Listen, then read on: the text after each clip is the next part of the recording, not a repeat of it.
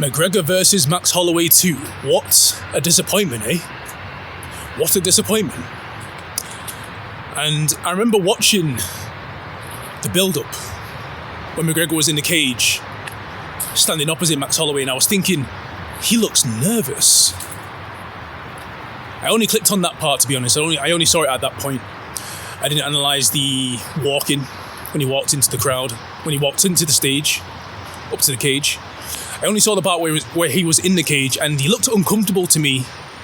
He was sweating, obviously warming up and whatever, but he looked uncomfortably hot, uncomfortably sweating in there.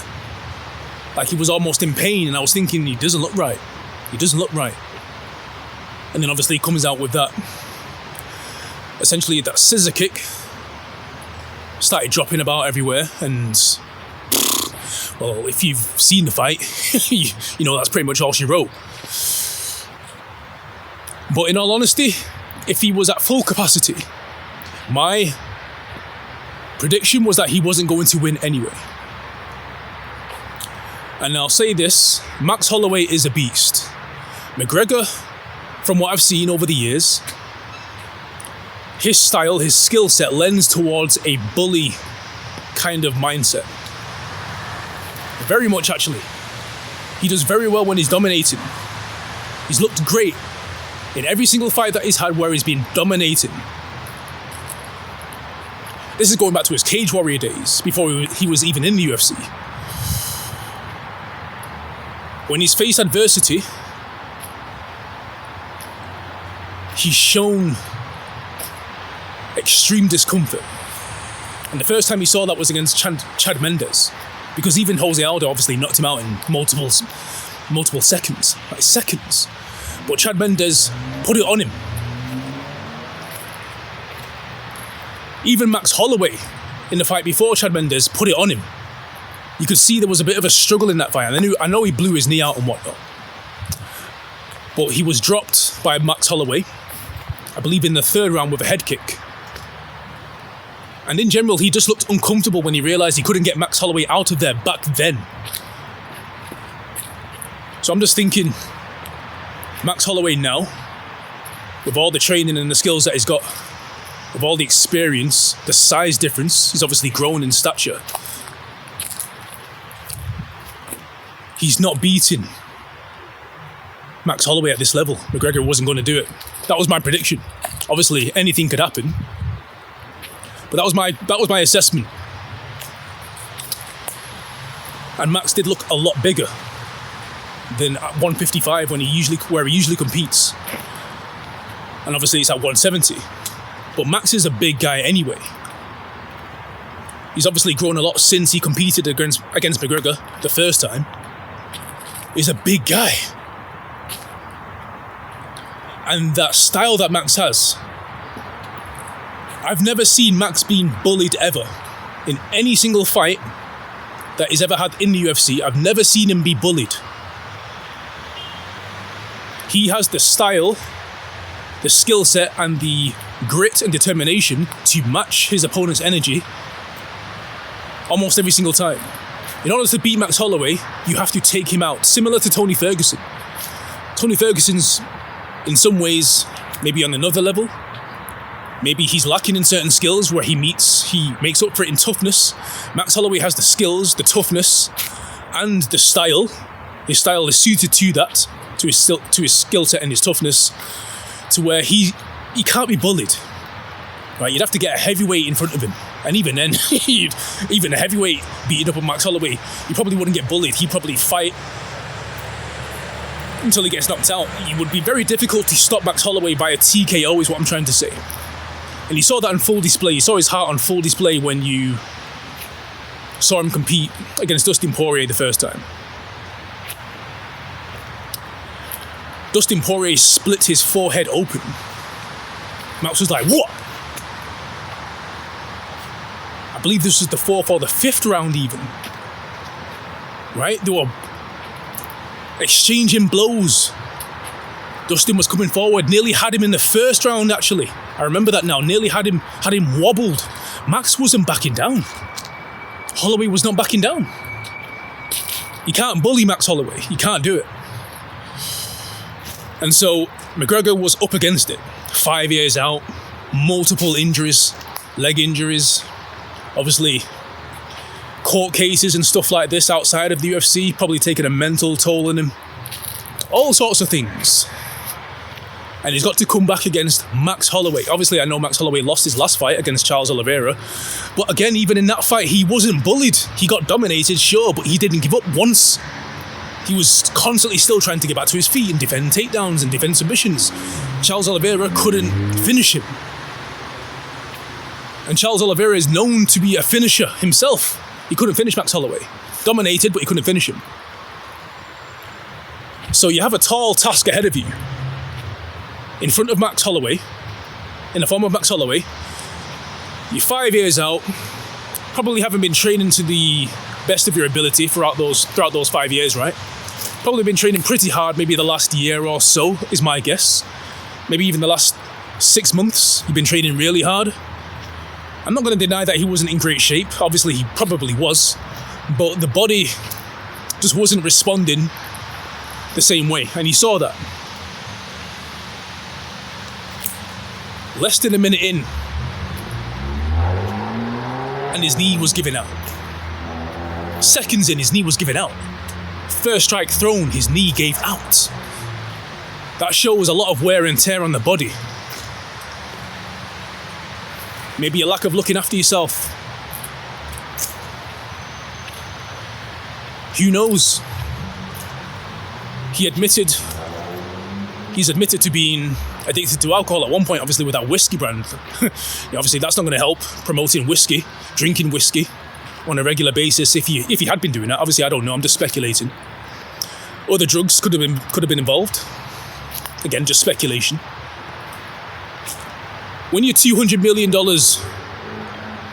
when you have $200 million in net worth and that kind of celebrity status, it's going to be very difficult it's going to be extremely difficult for anybody to decline the vices that life can offer you. To say no to certain things which are going to be harmful to your body, yet pleasurable. That's going to be extremely difficult for anybody to have the rise in fame that he has had, right? I'm not trying to big him up or anything like that. I'm just saying it's basic fact of life. Mankind, realistically, we are not designed to receive that level of praise and worship from the world. That's going to go to anybody's head. It's going to be extremely difficult to put down your pride. Because pride is not a good thing. To succumb to pride, thinking you're a god of some sorts, thinking that you can't be touched. He saw that. He saw that in the Nate Diaz fight, the first one. He saw the cockiness, the level of pride that he had, up until obviously he got finished, and the shock on his face when he did get finished. I remember watching that and thinking, wow, I was watching it live. I was shocked. I'm sure so many people were shocked. I think maybe even Nate Diaz himself was shocked. He had so many people bamboozled. McGregor did, including himself. Now, I'm not trying to say he couldn't have defeated Nate Diaz. Obviously, he came back and got the rematch done. Right? Right. I don't want to go too much into that, but if you know, you know. But anyway, he got the rematch done on record. And obviously he came back, had a few wins, few losses. Obviously got the championship, fought Habib. Nurmagomedov. Crazy fight. But man, I mean, the guy's fought Floyd Mayweather in a boxing match. He's done loads, in all honesty. So to come back after all of that, again, you're $200 million up. Obviously, assets, net worth, it's not going to be all cash. but you're extremely rich, you're extremely wealthy. You've had 5 years out, you've had multiple injuries. Are you really going to come back and give it your all against a beast such as Max Holloway? Maybe. Or are you just trying to do your best to sell the fight? Right, come in, get your paycheck, final paycheck, clear that contract, and then you're out for good. Because realistically, can you see him coming back again? All that build up for that. And me personally, my personal feelings toward Conor McGregor, I'm not a massive supporter, in all honesty. I don't hate the guy or anything like that, but I'm not a supporter. And I was at one point for sure, but especially after his antics regarding the Habib Nurmagomedov fight. Especially, right? And I'm not even Muslim, right? I'm a Christian. Not saying I'm a great Christian, definitely not. But not even just that. The civil cases that he lost in Ireland, I won't go too much into that, but he obviously knows, and you can probably determine what I'm talking about. He wasn't ever criminally charged with rape, but the fact that he lost that civil case, and even his whiskey brand got dropped by retailers all around the world as a result of that, it's madness. Obviously, it's not a great thing. It's not a great look, is it? But it's more so the straw that broke the camel's back for me. And obviously, if he ever watches this, and anybody who is a Conor McGregor fan watches this, you're going to be thinking, oh, Conor McGregor doesn't care about you. I'm not trying to say he does. I'm just sharing my thoughts and opinions. What he said about immigration recently, that tweet, and I was like, oh, okay, he's one of them. Is he secretly racist? The thing is, when it comes to racism, it's such a stupid thing.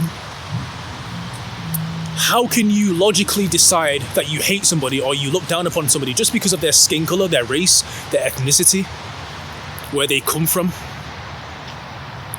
And just the pride in that tweet, talking about how we have helped them nobly. When has that ever been noble? When has going over to another people's land, raping and pillaging the place, ever been noble? You know, that's really what I thought. That's when I saw that, I was like, really? You're going to be tweeting that as a celebrity? What is taking place in Ireland is the saddest story in the West. It is a travesty what is taking place, that our borders are wide open and that the most violent cultures are just hoisted upon our people in our rural towns, and the crime that is taking place is showing it. And if God wills it, I'll do it, not step in. And you would maybe think, as an Irishman, with all the history that they had regarding people in England, you know what I'm saying, they weren't allowed in certain places, no Irish, no blacks, no dogs. Surely you would think somebody with that kind of ancestry would have more empathy for immigrants coming into the UK, because he was tweeting about an incident in Northern Ireland. It's not even in Ireland. Obviously, I know they're connected, but it wasn't actually his country that he was tweeting about. It's actually Northern Ireland. You're really going to say that immigrants can't go over to the UK anymore? Why? And this is what I hate about racism and the stupidity of it. One bad thing that a person of colour does, or a person from an ethnic minority background in the UK or America or anywhere else really, that's not Africa or India or Asia. But let me focus on black people, because I'm black. When a black person does something negative, they commit a crime, Why does the whole race get painted with that brush of they are criminals, robbers, thieves, killers, gangsters? That's just simply not true. Logically, statistically, it's just not true. So why does this get perpetuated? And there are people that genuinely still hold this in their hearts. That's what I don't understand. It's illogical. And it can only come down to just pure hatred, evil, and envy, in my opinion. I mean, I don't even know if that's not even an opinion. That's just got to be what it is, because what else is it? It's not rooted in logic and facts. And what have you got to be envious about? You have $200 million in your net worth. You're rich. Why are you tweeting about immigrants in the UK? What have you got to be upset about? You don't even live there. I don't get it. I don't get you're from a distance tweeting about something that has happened, right?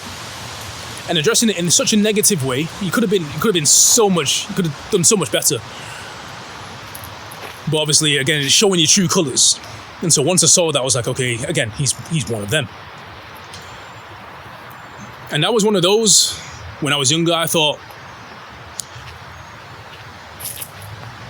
held the belief that most white people in this world aren't racist. Over time, unfortunately, I've come to believe that the number of people that I think are racist is significantly higher than I originally thought. Unfortunately. To the point now where I'm wondering, is it most? And it's not a pleasant thought to think most white people are racist. Because even though I may have those thoughts, I don't automatically assume every single white person I interact with is racist. I like to give every single person I interact with a chance. I'm just one of them. Every single person I interact with, I don't automatically think something negative of them. I like to give them a chance first. That's how it should be. But then, as time goes on, certain things coming out, people that I've interacted with in the past, white people, and then they're coming out with things on Facebook and social media, alluding to having certain beliefs and a certain political alignment. It's like, what? For example, I won't name names, but there was this coach, jiu-jitsu MMA coach that I had. Temporary, but I would go to his gym, I'd train there during COVID. And I've not seen the posts that he's been making, me personally, I've just heard about it. But his gym was full of black and brown people.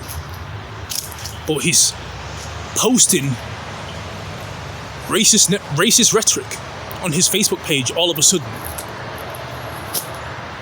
I'm thinking, I've rolled with you, I've sparred with you. Is this what you've been thinking the whole time? That's what I'm saying, it gets you thinking. Are there so many people who you've interacted with as a black person in this life who have secretly held negative feelings toward you just because of your skin tone? It's grim, it's disgusting. And why? The question is why?